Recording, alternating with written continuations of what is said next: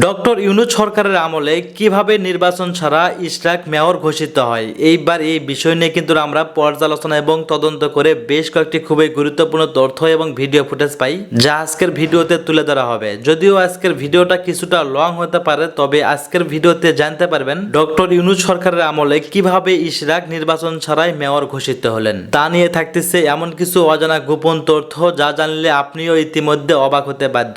সেই সাথে আরো জানতে পারবেন বর্তমান বাংলাদেশের রাজনীতির প্রেক্ষাপট আসলে কোন দিকে যাচ্ছে। বন্ধুরা চলুন ভিডিওতে আজকে আর বেশি কথা বাড়াবো না, সরাসরি আজকে আমরা চলে যাব মূল ভিডিওতে।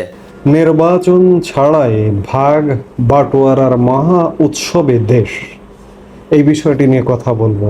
আমি বিশেষ করে স্থানীয় সরকার নিয়ে কথা বলতে চাই। পৌরসভা, ইউনিয়ন পরিষদ, জেলা পরিষদ, উপজেলা পরিষদ, সিটি কর্পোরেশন, এই বিষয়গুলো নিয়ে আমরা কদিন আগে খবর পেলাম যে স্থানীয় সরকার পর্যায়ে বিভিন্ন পর্যায়ে প্রশাসক নিয়োগ করা হবে। ইতিমধ্যে বিচ্ছিন্নভাবে বিভিন্ন জায়গায় প্রশাসক নিয়োগ করা হয়েছে। যেমন ঢাকা উত্তর সিটি কর্পোরেশন প্রশাসক একটি উদাহরণ। এছাড়া বাংলাদেশের বিভিন্ন জায়গায় যেখানে যেভাবে সম্ভব বিচ্ছিন্নভাবে নিয়োগ চলছে। এছাড়া অবৈধভাবে গত কয়েকদিন যাবৎ আমরা খবর পাচ্ছি যে ঢাকা সিটির কাউন্সিলরদের স্থলেও প্রশাসক, কাউন্সিলরদের ইতিমধ্যেই এক প্রজ্ঞাপনের মাধ্যমে বাতিল করা হয়েছে। শুধু কাউন্সিলর না, সারা বাংলাদেশের যতগুলো স্থানীয় সরকার প্রশাসন বডি আছে সেগুলোতে প্রজ্ঞাপনের মাধ্যমে সরকার বাতিল করেছে। চেয়ারম্যান বলুন, মেয়র বলুন, প্রশাসক বলুন, যা কিছু ছিল সব বাতিল করেছে। তো ঢাকা উত্তর সিটি কর্পোরেশনের এবং দক্ষিণ সিটি কর্পোরেশনের কাউন্সিলরদের প্রশাসকে নিয়োগের জন্য ভাইবা নেওয়ার কথা আমরা শুনেছি। সমন্বয়করা এই কাজগুলো করছে, জাতীয় নাগরিক পার্টি এই কাজগুলো করছে, অর্থাৎ তারা ভাগ বাটোয়ারায় লিপ্ত। এবং এই অভিযোগও শোনা গেছে যে তারা অর্থের বিনিময়ে এই কাজটি করছে। এই যখন অবস্থা, তখন ঢাকা দক্ষিণ সিটি এবং উত্তর সিটি কর্পোরেশনের নির্বাচন 20 সালে হবার পরে সেখানে আওয়ামী লীগ প্রার্থীদের বিজয়ী ঘোষণা করে তারা শপথ নিয়ে 5 আগস্ট পূর্ববর্তী সময় পর্যন্ত তারা দায়িত্ব পালন করছিলেন। 5 আগস্ট পরবর্তী সময়ে সরকার প্রজ্ঞাপনের মাধ্যমে সব সিটি কর্পোরেশন এবং সব স্থানীয় সরকারের যত বডি আছে সবগুলো থেকে নির্বাচিত জনপ্রতিনিধিদেরকে বাতিল করে দিয়েছে। এই যখন অবস্থা, তখন ঢাকা সিটির দক্ষিণ সিটি, বিশেষ করে ঢাকা সিটির দক্ষিণ সিটির বিএনপির প্রার্থী ছিলেন ইঞ্জিনিয়ার ইশরাক হোসেন 2020 সালের নির্বাচনের পর আদালতে মামলা করেন ঢাকা দক্ষিণ সিটি নির্বাচনে কারুচিতির অভিযোগে। তিনি মামলার আর্জিতে ফলাফল বাতিল করে পুনরায় নির্বাচনের দাবি করেন।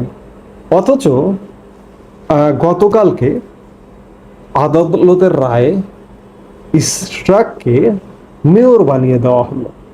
অর্থাৎ এক চরম তেলেসমাতি শুরু হয়েছে। অর্থাৎ নির্বাচন ছাড়া ভাগ বাটোয়ারার একটি মহা উৎসব শুরু হয়েছে। এই যে দেখুন, বর্তমান যে সিটি কর্পোরেশন, এটির মেয়াদ শেষ পর্যায়ে। 20 সালে নির্বাচন হয়েছে, আজকে 25 সাল, 5 বছর হয়ে গেছে বা হতে চলল। মেয়াদ থাকলে হয়তো অল্প কয়েকদিন আছে। অথচ মেয়র হিসেবে আদালত ইশরাক হোসেনকে 5 বছর পর ঘোষণা করছে। এর আগে এমন একটি ঘটনা ঘটেছে চট্টগ্রামে সম্ভবত শাহাদত হোসেন, তাকে আদালত মেয়র হিসেবে ঘোষণা করে আদালতের রায়ের পর নির্বাচন কমিশন প্রজ্ঞাপন জারি করে তিনি শপথ নিয়ে রীতিমতো শাহাদত হোসেন সাহেব এখন চট্টগ্রাম সিটি মেয়র হিসেবে দায়িত্ব পালন করছেন।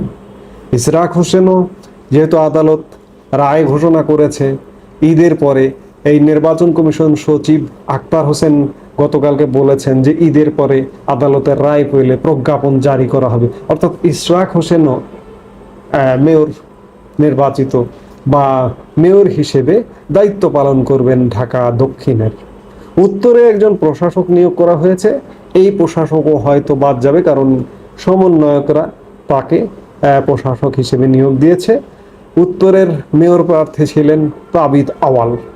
তাবিত আওয়ালও হয়তো আদালত কর্তৃক একটি রায় নিয়ে এসে মেয়র হিসেবে দায়িত্ব পালন করতে শুরু করবেন। অর্থাৎ নির্বাচন ছাড়াই ক্ষমতা ভোগ করবার একটি বা ভাগ বাটোয়ারার একটি বেশস্বর্গ রাজ্যে পরিণত হয়েছে বাংলাদেশ। এখন এই যখন অবস্থা, গতকালকের যে রায়টা হলো তার প্রেক্ষিতে অনেকে বলা বলি করছেন সামনে জাতীয় সংসদ নির্বাচনেরও প্রয়োজন নেই। 2018 সালের নির্বাচনে তো বিএনপি অংশগ্রহণ করেছিল। আদালতের রায় নিয়ে এসে আওয়ামী লীগের যে 2018 নির্বাচনে আওয়ামী লীগ যারা বিজয়ী হয়েছিলেন সবাইকে বাতিল করে দিয়ে বিএনপিকে বিজয়ী করে সংসদে পাঠিয়ে দিলেই তো নির্বাচন করতে হয় না, হাজার হাজার কোটি টাকা নির্বাচন থেকে বেঁচে যায়। যারা এগুলো বলছেন আসলে একদম অযৌক্তিক বলেননি, কারণ এই যে ক্ষমতা ভাগা বাটোয়ারার একটা তেলেসমাতি যে চলছে স্থানীয় সরকারের ক্ষেত্রে, এটি জাতীয় ক্ষেত্রে করলেও অসুবিধাই বাকি হতে পারে, এমন কিছু হতে পারে, অবাক হবার কিছু থাকবে না। আমরা আসলে এমন বাংলাদেশ চাইনি, একটা ন্যায় ভিত্তিক একটা সুশাসনের বাংলাদেশ চাই। সবার আগে একটি জাতীয় সংসদ নির্বাচন হবে, সেখানে যে দল ক্ষমতায় আসুক, সমন্বয়কদের দল আসুক, জামাত আসুক, বিএনপি আসুক, আওয়ামী লীগ আসুক, যেই আসুক না কেন, একটি নির্বাচনের মাধ্যমে, একটি প্রক্রিয়ার মাধ্যমে কেউ আসুক, এসে তারপরে স্থানীয় সরকার নির্বাচন হোক, নির্বাচন হয়ে নির্বাচিত প্রতিনিধিরা দায়িত্ব পালন করুক, তাতেই দেশ জাতি সবার মঙ্গল হবে। এভাবে ক্ষমতার ভাগ বাটোয়ারা করে মানুষ দেশ উপকৃত হবে না। যারা ভাগ বাটোয়ারা করবে তারা আখের গুছিয়ে দেশে এবং বিদেশে সম্পদের পাহাড়ই শুধু গড়বে, কিন্তু মানুষের ভাগ্যের কোনো উন্নয়ন হবে না। তিতা মেয়েটা বোঝে না, পাগলারে জিলাপি দিও না। হা পাগলা, হ্যাঁ পাগলা সিয়া দয়া হিরো আলম। আওয়ামী লীগের সময় হিরো আলম যদি কোনো ঠোকনা দিত, এটা মার্কিন প্রশাসন পর্যন্ত জানতো। কেন? মুশফিক ফজল আনসারি ওই সময় তিনি বাংলাদেশে হিরো আলমরে একটা টোকা দিলেও এই খবর আমেরিকার পররাষ্ট্র মন্ত্রণালয় পর্যন্ত পৌঁছায় দিতেন, আলোচনার মধ্যে আসতো। খেয়াল আছে তো? নির্বাচনকে ঘিরে হিরো আলমকে যে একটা মাইর দেওয়া হয়েছিল, এই মাইরে বিবিসি, ইন্টারন্যাশনাল মিডিয়া, তারপর বিদেশি রাষ্ট্রদূতরা ওই সময় যে ভূমিকা দেখছেই।